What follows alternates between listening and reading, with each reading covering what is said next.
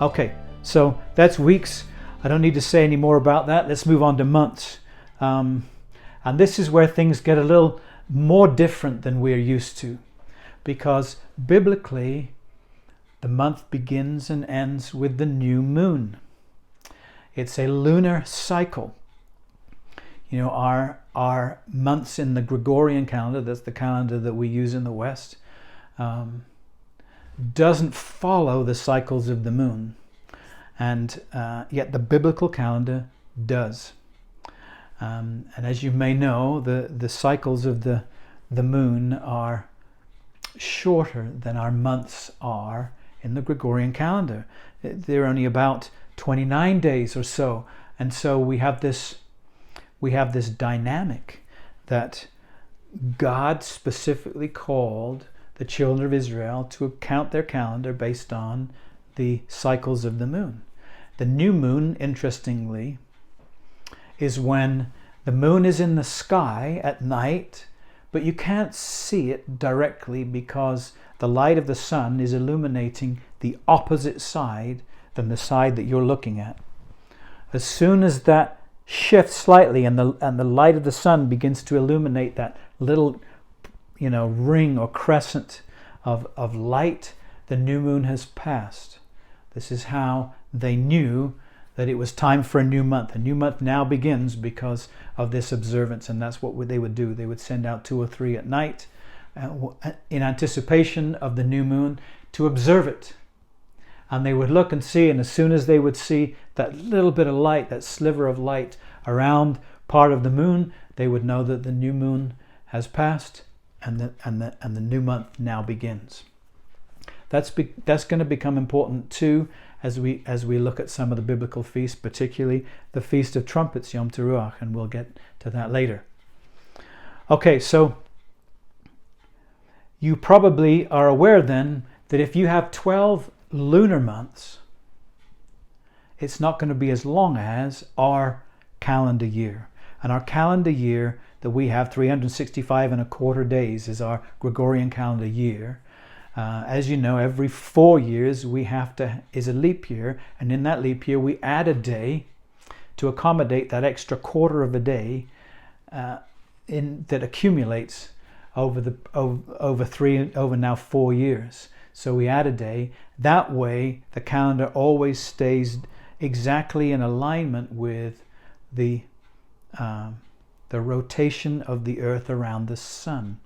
And that's, which in other words, the seasons, summer and fall and winter and spring, all remain in the same position on our calendar because of that observance. Well, in the Jewish calendar, there's something else that has to happen, because if our calendar has 365 and a quarter days, which is exactly how long it takes for the earth to rotate around the sun, the lunar calendar, 12 months of the lunar calendar only adds up to 354 days.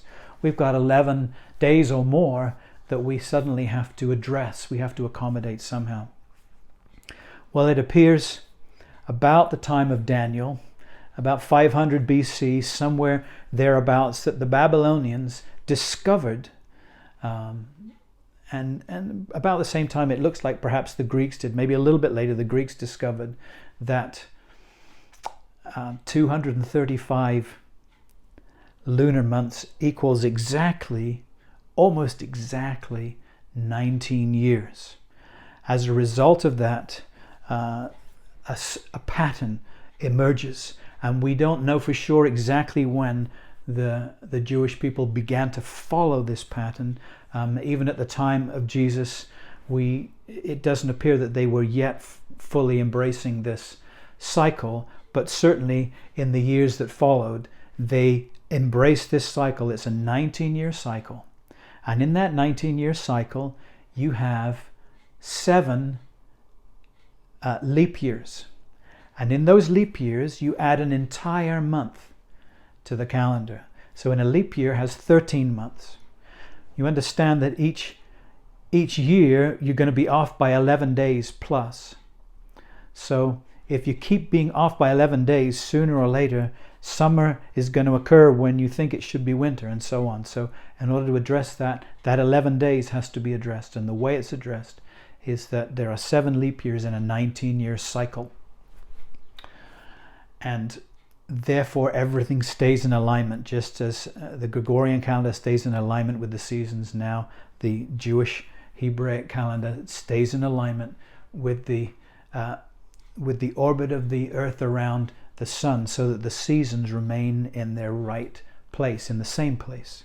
But there's a little bit of a moving back and forth. That's why the biblical dates won't always correspond to the same dates in our Gregorian calendar, because from one year to the next it's going to be 11 days off. It's going to be 11 days different than last year, if you will. And then as soon as there's a leap year, suddenly it goes 30 days forward. And so there is this movement that takes place between our calendars. So there's just a couple of other comments to make about the months and the years. And it's I think we've covered the months. Let's talk about years, because you've got this 19-year cycle, but there's a couple of other cycles that also take place that God specifically has prescribed. The 19-year cycle is not something that God has spoken about, but it is something that is observed and has been for hundreds and hundreds of years. But what is referred to in Scripture is the Shmita, the Sabbath year. Remember, we talked about a Sabbath day, the 7th day of the week. Well, the Shmita is the Sabbath year. Every 7th year was a Sabbath year. God's instructions in the law of Moses was that no work was to be done in the Sabbath year, in the Shmita year, and that the land was to be left to rest. The land would get a rest. It is something that Israel, we see from their history, that very often did not pay attention to this particular observance. Interestingly, in Israel today, to a certain extent, the Sabbath year, the Shmita, is observed here. And in fact, we've just come out of one, so that the last year they didn't plant any flowers in the flower gardens in the parks. It was all just left. And now, as soon as the year changes, now suddenly there's all the flower beds are filled with flowers. It's beautiful, actually, to see. But this Shmita year, because it wasn't observed, we read at the end of 2 Chronicles, the reason why God sent Nebuchadnezzar to come in and take the children of Israel, actually Judah particularly, out of Israel into exile in Babylon, was to be specifically for 70 years. And the reason God gives, is that they haven't observed the Shmita. And they have been in the land, and 490 years of being free and in the land, and they haven't observed the Shmita. And now there are 70 Shmita years, 70 Sabbath years that they've missed. And so God says, I'm going to give them all 70 years, give to the land all at once, and it'll have 70 years of rest. And while it's having its 70 years of rest, the children of Judah particularly will remain held by the Babylonians. And so that's the reason, is because they didn't observe the Shmita. There's one other observance that God requires in the law that Israel didn't observe either, and that was the Jubilee year. Well, they sometimes observed the Shmita, but there is no record that I can find in Scripture that indicates that they observed the Jubilee. The Jubilee was this: every 7 Shmitas, which would be 49 years, after the 7th Shmita year, the end of the 49th year, was to be the 50th year was to be a Jubilee year. A Jubilee had some very significant things tied to it, and we can come back to some of those details, but one of those details is that the Jubilee acted as a reset when the children of Israel came into the Promised Land, and they were all assigned property based on their tribes, the 12 tribes. Every 50 years there would be a reset. If you had sold your land, if any of the Jews within the 12 tribes of Israel, if any of the Israelites had sold their land, it would be restored to them. Every 50 years, they would go back to having that land as their own. There was no debt that was allowed to be carried over through the Shmita year or the Jubilee year.